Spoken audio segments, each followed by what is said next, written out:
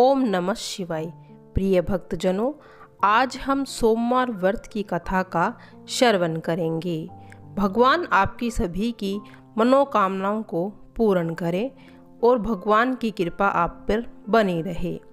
एक साहूकार था जिसको धन आदि किसी प्रकार की कमी न थी, परंतु उसको एक दुख था कि उसे कोई पुत्र नहीं था।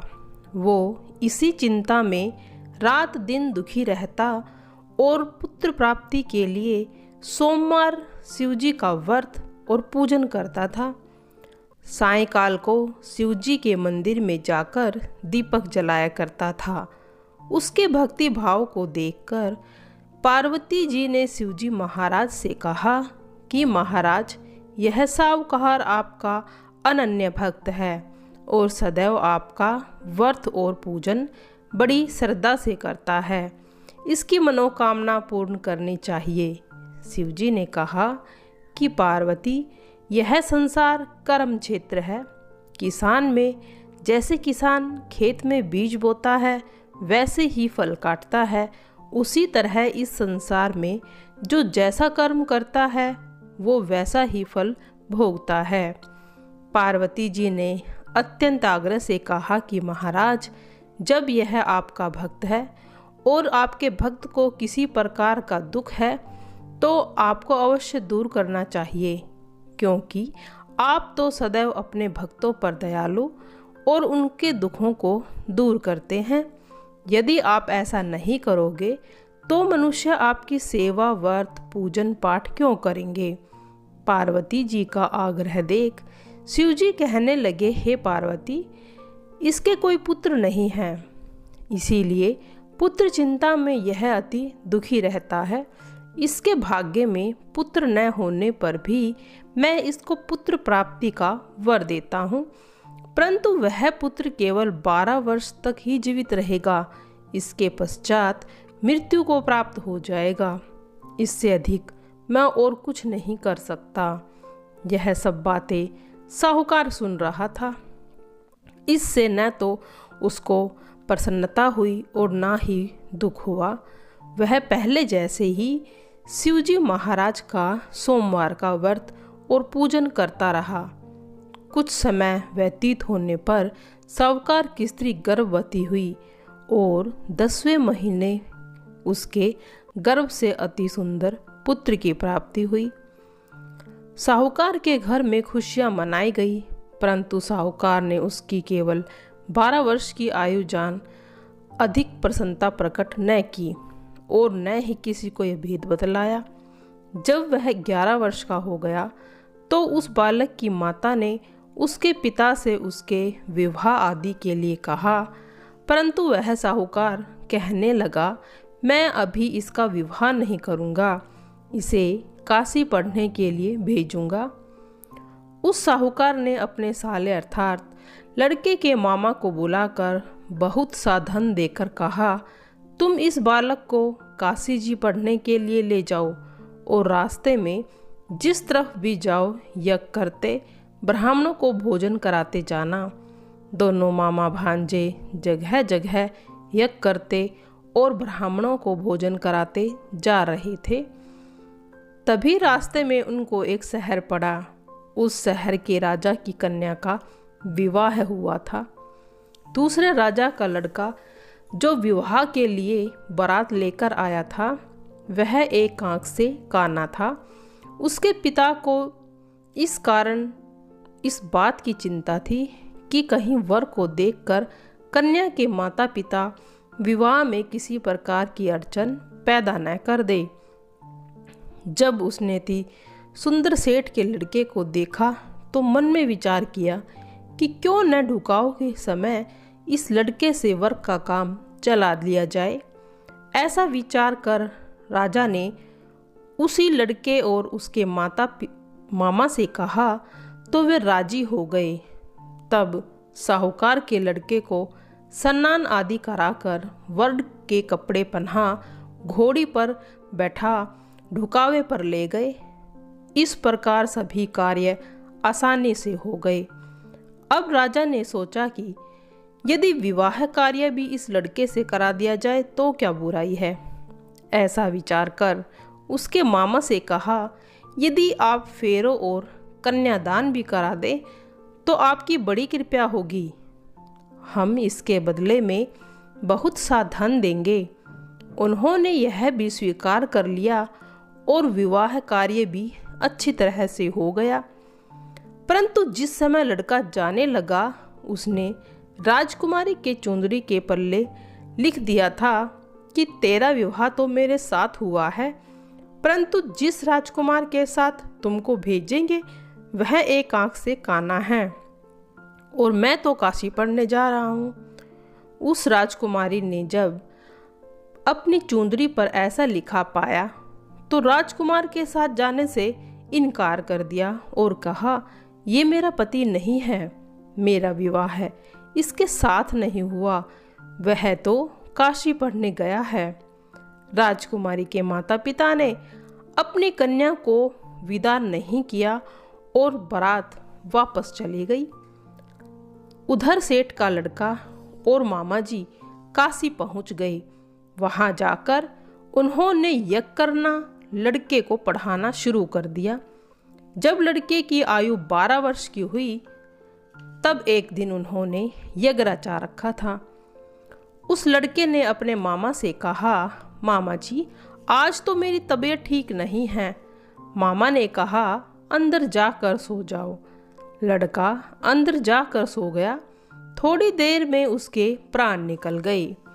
जब उसने मामा ने अंदर आकर देखा कि वह तो मुर्दा पड़ा है तो उसे बहुत दुख हुआ और उसने सोचा कि मैं अभी रोना पीटना मचा दूंगा तो यज्ञ का कार्य अधूरा रह जाएगा। अतः उन्होंने जल्दी से यज्ञ का कार्य समाप्त कर ब्राह्मणों के जाने के बाद रोना पीटना आरंभ कर दिया। संयोगवश उसी समय शिवजी महाराज और पार्वती जी उधर से जा रहे थे। जब उन्होंने जोर जोर से रोने पीटने की आवाज़ सुनी तो पार्वती जी शिवजी को आग्रह करके उनके पास ले गई और सुंदर लड़के को मरा हुआ देखकर कहने लगी कि महाराज, यह तो सेठ का लड़का है जो आपके वरदान से पैदा हुआ था। शिवजी ने कहा, पार्वती इसकी आयु इतनी ही थी सो भोग चुका। पार्वती ने कहा, महाराज कृपया करके इसे और आयु दे, नहीं तो इसके माता पिता तड़प तड़प कर मर जाएंगे। पार्वती के इस प्रकार बार बार आग्रह करने पर शिवजी ने उन्हें जीवन दान दे दिया और शिवजी की कृपा से लड़का जीवित हो गया। शिव पार्वती कैलाश चले गए तब वह लड़का और उसके मामा उसी शहर में यज्ञ कराते हुए आ गए जहाँ लड़के का विवाह हुआ था। वहाँ आकर उन्होंने यज्ञ आरंभ किया। तब लड़के के ससुर ने उसे पहचान लिया और दासियों के सहित बड़े आदर सत्कार के साथ अपनी लड़की और जमाई को विदा किया। जब वह अपने शहर के निकट आया तो उसके मामा ने कहा, पहले मैं तुम्हारे घर जाकर खबर करता हूँ। उस समय माता पिता अपने घर की छत पर बैठे हुए थे। उन्होंने यह प्रण रखा था कि हमारा पुत्र सकुशल घर आएगा तो हम राजी खुशी नीचे आ जाएंगे, नहीं तो छत से कूदकर अपने प्राण त्याग देंगे। इतने में उस लड़के के मामा ने आकर यह समाचार दिया कि आपका पुत्र आ गया है, परंतु उनको विश्वास नहीं हुआ। तब उसके मामा ने शपथ पूर्वक कहा कि आपका पुत्र अपनी स्त्री तथा बहुत सारा धन लेकर आया है। तो सेठ ने बड़ी प्रसन्नता से उनका स्वागत किया और आनंद के साथ रहने लगे। इसी प्रकार जो प्राणी इस सोमवार व्रत को धारण करता है, इस कथा को पढ़ता है, सुनाता है, उसके सभी दुख दूर होकर सभी मनोकामनाएं पूर्ण होती हैं। जय भोले बाबा तेरी सदा। आइए सुनते हैं श्री हरि विष्णु और महादेव जी की एक बड़ी ही विचित्र कथा। बद्रीनाथ के धार्मिक महत्व के विषय में तो हम सभी जानते हैं। हम ये भी जानते हैं कि बद्रीनाथ भगवान विष्णु का निवास स्थान है, किंतु बहुत कम लोगों को ये पता है कि बद्रीनाथ श्री हरि से पहले महादेव का निवास स्थान हुआ करता था। इसी विषय में एक बहुत ही रोचक कथा हमें पुराणों से मिलती है। इस स्थान पर सतयुग में बद्री मतलब बेर का वन था, जिस कारण इसका नाम बद्रीनाथ पड़ा। इस स्थान पर भगवान शिव माता पार्वती के साथ रहते थे। ये उन दोनों का विश्राम स्थल था जो अत्यंत प्रिय था। एक बार श्री हरि भगवान शंकर से मिलने बद्रीनाथ आए। ये स्थान उन्हें इतना प्रिय लगा कि उन्होंने इसे महादेव से मांग लिया। महादेव ने हंसते हुए कहा कि आप स्वयं त्रिलोक की हो और त्रिलोक के स्वामी हो, तो ये स्थान आपका ही है, किंतु आपको इसे पार्वती से मांगना होगा। माता पार्वती से वो स्थान मांगना सरल नहीं था, इसीलिए नारायण ने एक युक्ति सोची। वे एक बालक के रूप में बद्रीनाथ के द्वार पर आए और जोर जोर से रोने लग गए। जब माता पार्वती ने एक बालक का रोने की आवाज़ सुनी तो उनसे रहा नहीं गया और वह बाहर निकल कर आई और उन्हें अपनी गोद में ले लिया और अंदर लेकर चली गई। उन्हें देखते ही भोलेनाथ तो समझ गए थे कि ये श्री हरि विष्णु ही है जो अवश्य लीला कर रहे हैं। उन्होंने माता पार्वती से कहा कि इस बालक को द्वार पर ही छोड़ आओ, थोड़ी देर में यह अपने आप चला जाएगा। तब माता पार्वती ने कहा कि इतना छोटा बच्चा अकेला कहाँ जाएगा, इसे यहीं रहने दीजिए। ये कहकर वे भवन के अंदर चली गई और उन्हें सुलाने लगी। भगवान शंकर समझ गए थे कि अब बद्रीनाथ में रहने का उनका समय समाप्त हो गया है। वैसे भी उन्होंने श्री हरि को वो स्थान पहले ही दे दिया था। उधर माता की गोद में बालक रूपी श्री हरि सो गए। उन्हें सुलाकर जब माता बाहर आई तो महादेव ने उनसे कहा कि चलो कहीं भ्रमण करने आए। माता उनके साथ भ्रमण करने चली गई। उनके जाते ही श्री हरि ने बद्रीनाथ का द्वार बंद कर लिया। उधर जब बहुत देर हो गई तो माता पार्वती ने भोलेनाथ से वापस चलने को कहा। तब महादेव ने कहा कि अब हमें वापस नहीं जाना चाहिए और किसी और स्थान में जाकर बसना चाहिए, किंतु माता को वो स्थान तो अत्यंत प्रिय था। इसी कारण वे बार बार वापस चलने की जिद करने लगी। अतः भोलेनाथ ने माता को वापस बद्रीनाथ ही लेकर आ गए। वहां पहुंचकर माता ने देखा कि द्वार तो बंद है। उन्होंने द्वार खटखटाने लगी।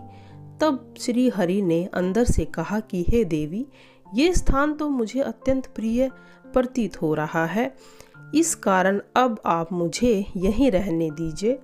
आप लोग कृपा करके कहीं अन्य दूसरे स्थान पर चले जाइए। ये सुन माता हैरान रह गई। तब भोलेनाथ ने उन्हें हंसते हुए कहा, श्री हरि की लीला के बारे में बताया। ये सुनकर माता पार्वती श्री हरि की लीला को समझ गई और उन्हें इस बात की प्रसन्नता भी हुई कि कुछ समय के लिए उन्हें भी बालक रूपी श्री हरि का लाड करने का अवसर मिला। तब भोलेनाथ ने कहा कि अब आप ही बताएं कि हम कहाँ जाएं। ये सुनकर श्री हरि ने उन्हें वहाँ से 3 योजन दूर केदार नामक स्थान पर जाकर बसने का सुझाव दिया। तब महादेव माता सहित केदारनाथ चले गए और वहाँ केदारनाथ ज्योतिर्लिंग के रूप में स्थापित हुए। उस दिन से श्री हरि बद्रीनाथ में और महादेव केदारनाथ में स्थित हो गए। ऐसी मान्यता है कि जो कोई भी इनमें से एक तीर्थ पर भी जाता है उन्हें श्री हरि और महादेव दोनों का आशीर्वाद प्राप्त होता है। तो प्रिय भक्तजनों, आपको हमारी ये कथा कैसी लगी, आप कमेंट बॉक्स में ज़रूर बताना।